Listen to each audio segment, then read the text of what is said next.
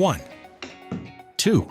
I always emphasize 30, 50, and 70-yard distances on approach shots. You need to nail that distance control perfectly. In approach shots, the key is never thinking you'll hit an exact carry distance. Approaching that way is totally different. Yes, bro. In your last lesson video, someone commented asking you to teach approach shots too. So this time, for approach shots, not around the green, but when you have about 50 to 100 yards left, how should amateurs handle distance? Thank you so much. Yes, I understand. I helped you with backswing lessons before, and I said there were 3 stages to the backswing. Let me briefly explain. First is the takeaway, where you rotate to lift your lead shoulder up. Second is the cocking, where you hinge your wrists, and third is lifting to the backswing top. I mentioned these 3 stages.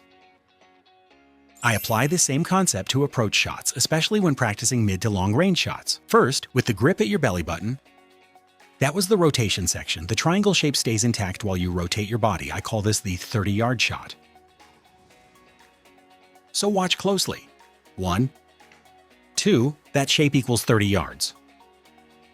Take it back with some wrist cock up to about shoulder height from your ribs. From here, shift your weight and come down with just rotation. That's 50 yards. I'm using a 56-degree wedge. Takeaway and cocking up to about your right ear height becomes a full swing. From here, similarly, turn back and come down with wrist rotation, hip turn, body turn in sequence. That gives you 70 yards. So for students who come for lessons, I always tell them to practice 3 distances, 30, 50, 70. For women, it's 20, 40, 60. Same swing though. Let me show you. I don't like hitting this way for this, that way for that. Even more amateurs hit down then suddenly sweep, hit down then suddenly scoop up. I think this is impossible, especially on the course. So at 30 yards, watch carefully. 1, 2. What I'm referring to is the carry distance where it lands. Carry distance exactly 30 yards.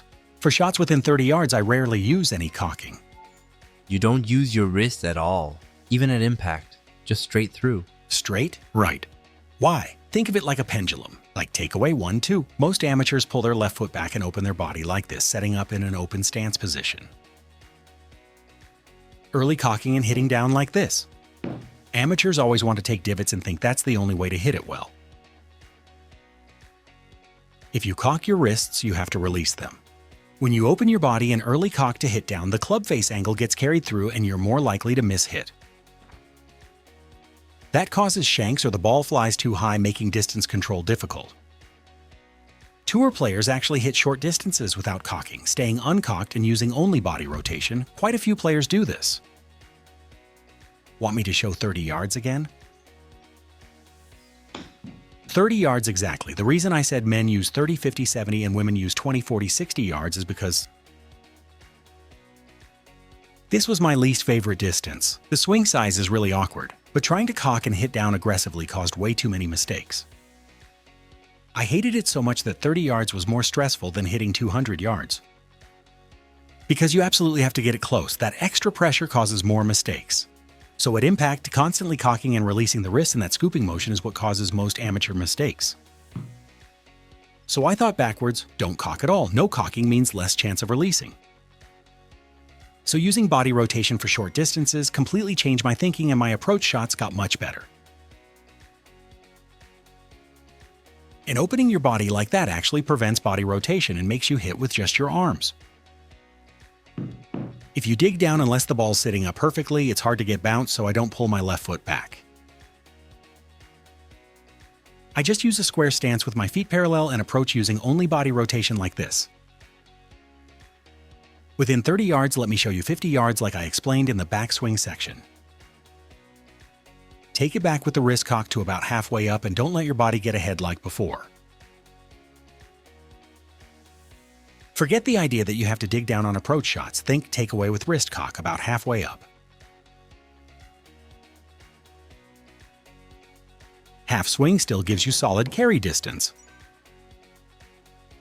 Exactly, perfect.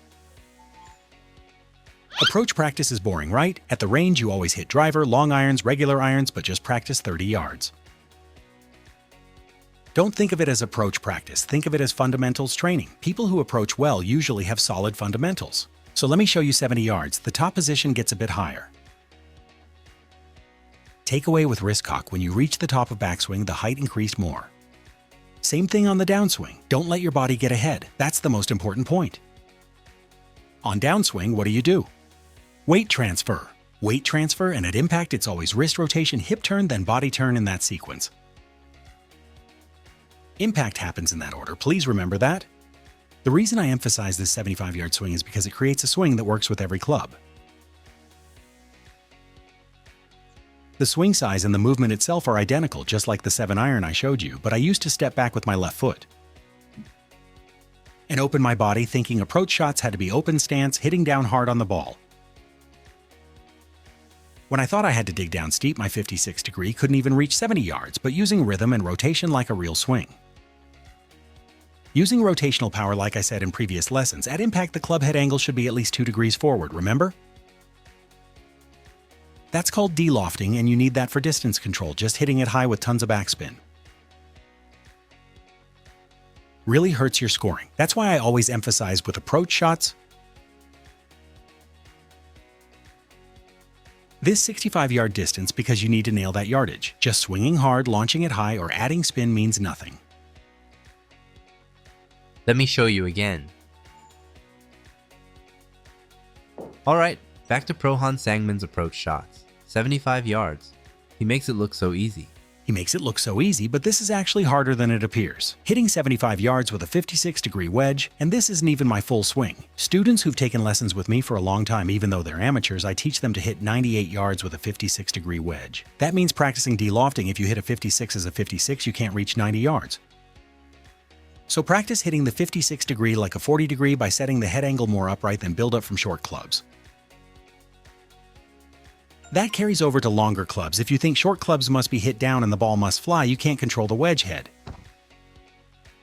You can't do it otherwise since everything connects. Now let me show you a full swing.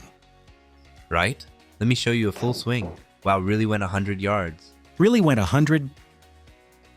I didn't swing at 100% there. When you hit it like this and it lands on the green, the bounce kills all the spin. I use my 56 for almost everything under 100 yards.